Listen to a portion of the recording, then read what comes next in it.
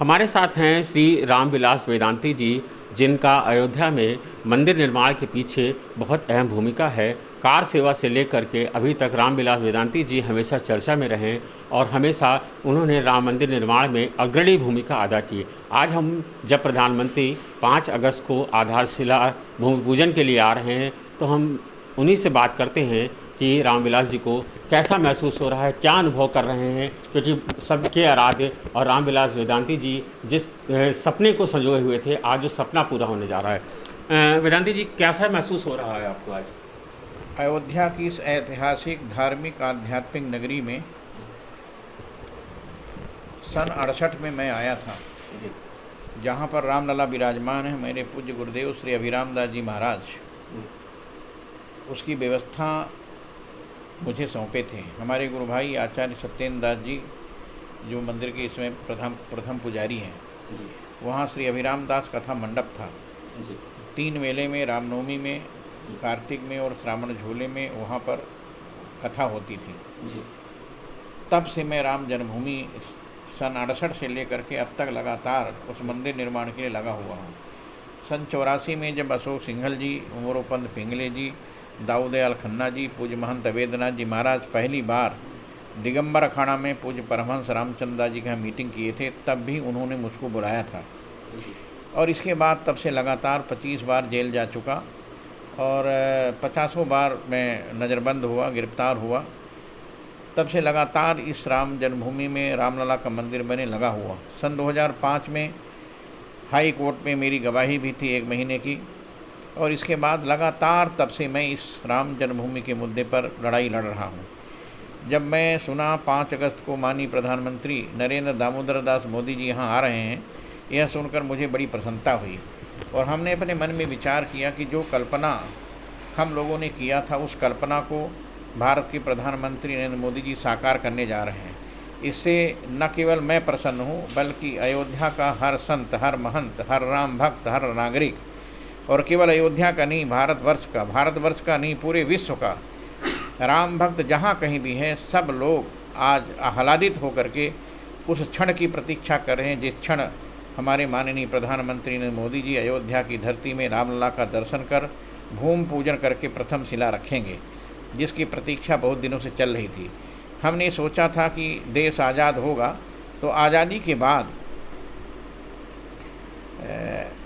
परतंत्रता की बेड़ी में बंधा हुआ भारत छूटेगा, लेकिन आज़ादी के 70 वर्षों तक कांग्रेस ने कुछ नहीं किया। हम लोग प्रतीक्षा करते रहे, लेकिन इस कल्पना को साकार करने का काम केवल नरेंद्र दामोदर दास मोदी जी ने किया है। और उनकी कल्पना को देखने के बाद मुझे तब बड़ा आश्चर्य हुआ जब मैंने सुना कि माननीय प्रधानमंत्री जी 5 अगस्त को अयोध्या आ रहे हैं। प्रसन्नता और आह्लादता का जो दृश्य मेरे हृदय में उद्वेलित हुआ, उसका वर्णन मैं नहीं कर सकता।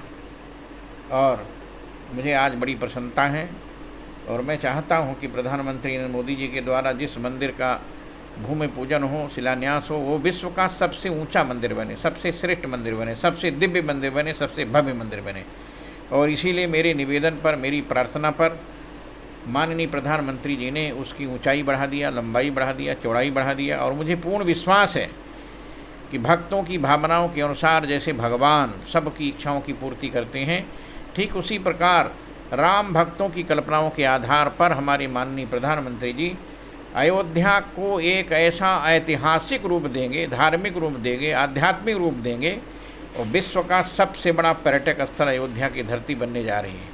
मैंने जो कल्पना नहीं किया था, उस कल्पना से भी परे अयोध्या के विकास के लिए शायद ही 70 वर्षों तक कांग्रेस ने और किसी सरकार ने ऐसा काम नहीं किया होगा जो काम भारत के माननीय प्रधानमंत्री नरेंद्र दामोदर दास मोदी करने जा रहे हैं।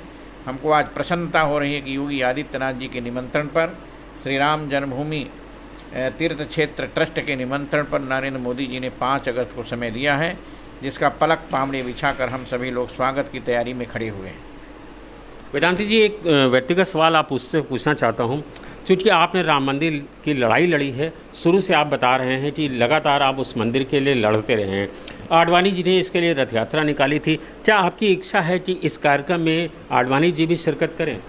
देखिए, ऐसा है कि ये निर्णय तो ट्रस्ट के लोग लेंगे, किसको आना है किसको नहीं आना है जी। इस निर्णय को लेने का अधिकार मेरा नहीं है। इस निर्णय को लेने का अधिकार आपकी व्यक्तिगत इच्छा? माननीय हमारे प्रधानमंत्री नरेंद्र मोदी जी, हमारे गृह मंत्री अमित शाह जी, हमारे मुख्यमंत्री योगी आदित्यनाथ जी, ये जो निर्णय लेंगे उसी निर्णय का हम स्वागत करते हैं। और हमारे राम जन्मभूमि न्यास के जो अध्यक्ष हैं, राम जन्मभूमि तीर्थ क्षेत्र ट्रस्ट के जो अध्यक्ष हैं, पूज्य नित्य गोपाल दास जी महाराज यदि निमंत्रण देंगे तो जरूर निमंत्रण स्वीकार होगा। ये निर्णय पूज्य नित्य गोपाल दास जी को लेना है और इसके महासचिव हैं चंपत राय जी, वो निर्णय लेंगे किसको निमंत्रण देना है किसको निमंत्रण नहीं देना है, कौन आएगा कौन नहीं आएगा। ये पूरा भार सब कुछ पूज्य नित्य गोपाल दास जी महाराज जो अध्यक्ष हैं और जो महासचिव हैं श्री चंपत राय जी, उन दोनों पर निर्भर है। इसलिए इस विषय पर मैं कुछ कह नहीं सकता।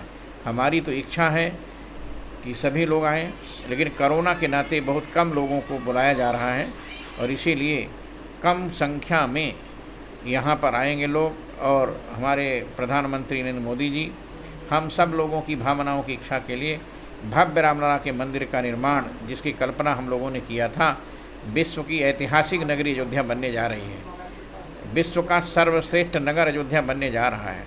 विश्व का सबसे बड़ा पर्यटन केंद्र अयोध्या बनने जा रहा है, जिसकी तैयारी हमारे माननीय प्रधानमंत्री जी और माननीय योगी आदित्यनाथ जी कर रहे हैं, जिसका मैं समर्थन करता हूँ।